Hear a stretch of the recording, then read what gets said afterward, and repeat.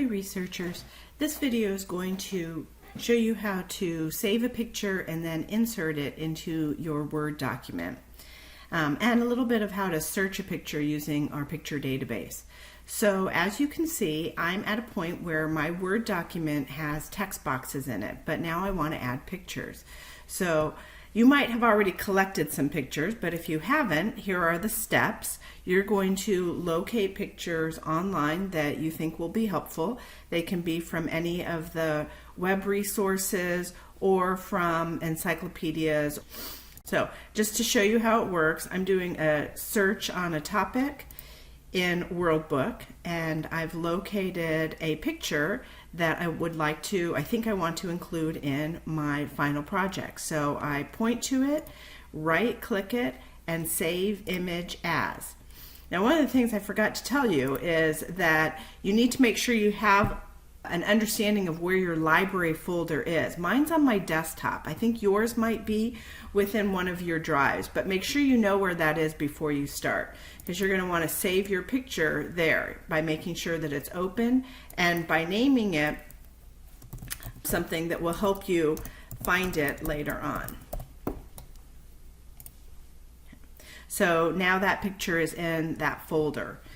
Before I move on, I want to point out our image database. So this is put out by the same company that puts out the encyclopedia. I'm going to open it up. What it is simply a database of images, and they're cleared, meaning that you are allowed to use them without giving anyone else credit or without having to pay for them. So, and it's a huge database. So you would type in a search term and hit enter, and with the search term baptism, I got 1,441 images. So probably you will have some luck in finding some images that will help you.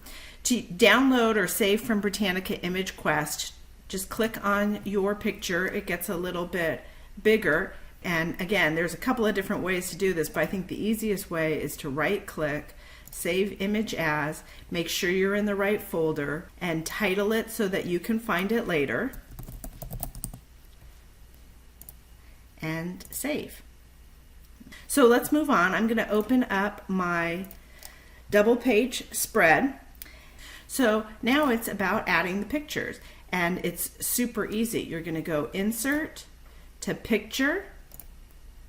You're going to locate your library folder. Choose the picture that you want. Double click on it. When it first drops in, it's going to get that layout option button, and you are, again, just like you do with your text box, you're going to want to put it in front of text. That will totally help later on when you want to move things around from page to page. Okay. It's super easy, but let's go ahead and show you again. Insert to pictures, double click, and move it around where you want it. All right, once you've finished your text boxes, you're ready to start searching, collecting pictures, and then inserting pictures, and then you'll be moving your pictures and your text boxes around to form a good-looking double-page spread.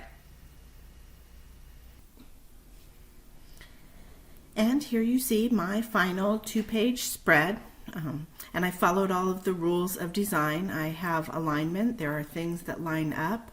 I have repetition of colors particularly. I have left white space, and I have made sure that my fonts are easy to read. All right, Tartans, so your goal now is to combine your text, your content, with your pictures and the good rules of design to make a double-page spread that helps your classmates understand the answer to your research question.